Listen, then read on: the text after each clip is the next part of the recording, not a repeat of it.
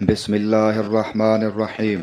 سلمہ رضی اللہ عنہا سے روایت ہے کہ نبی کریم صلی اللہ علیہ وآلہ وسلم ایک رات جاگے تو فرمایا سبحان اللہ، آج رات کیا کیا بلائیں اتری ہیں اور ساتھ ہی رحمت اور عنایت کے کیسے خزانے نازل ہوئے ہیں۔ ان حجرے والیوں ازواج مطہرات رضوان اللہ علیہن کو کوئی جگانے والا ہے؟ افسوس کہ دنیا میں بہت سی کپڑے پہننے والی عورتیں آخرت میں ننگی ہوں گی۔ صحیح بخاری حدیث نمبر 1126۔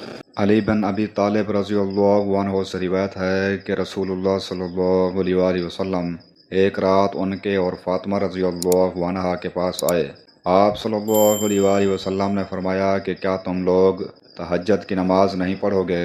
میں نے عرض کی کہ یا رسول اللہ صلی اللہ علیہ وآلہ وسلم، ہماری روحیں خدا کے قبضے میں ہیں، جب وہ چاہے گا ہمیں اٹھا دے گا۔ ہماری اس عرض پر آپ واپس تشریف لے گئے۔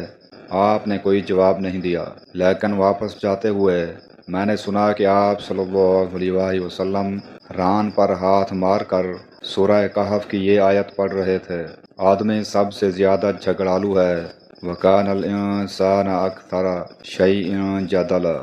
صحیح بخاری حدیث نمبر 1127۔ ام المؤمنین حضرت عائشہ رضی اللہ عنہا سے روایت ہے کہ رسول اللہ صلی اللہ علیہ وآلہ وسلم نے ایک رات مسجد میں نماز پڑھی۔ صحابہ نے بھی آپ صلی اللہ علیہ وآلہ وسلم کے ساتھ یہ نماز پڑھی۔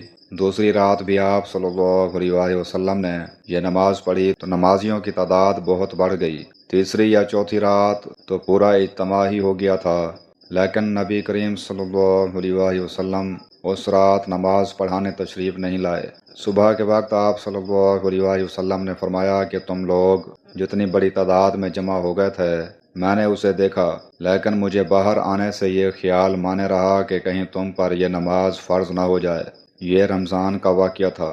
صحیح بخاری حدیث نمبر 1129۔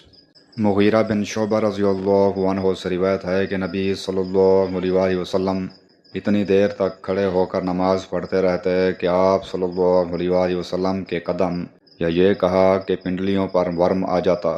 جب آپ صلی اللہ علیہ وآلہ وسلم سے اس کے متعلق کچھ عرض کیا جاتا تو فرماتے: کیا میں اللہ کا شکر گزار بندہ نہ بنوں؟ صحیح بخاری حدیث نمبر 1130۔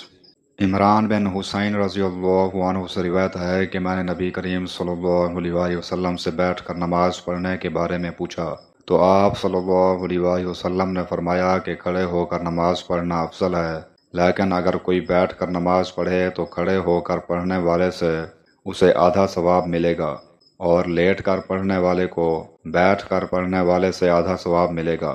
صحیح بخاری حدیث نمبر 1116۔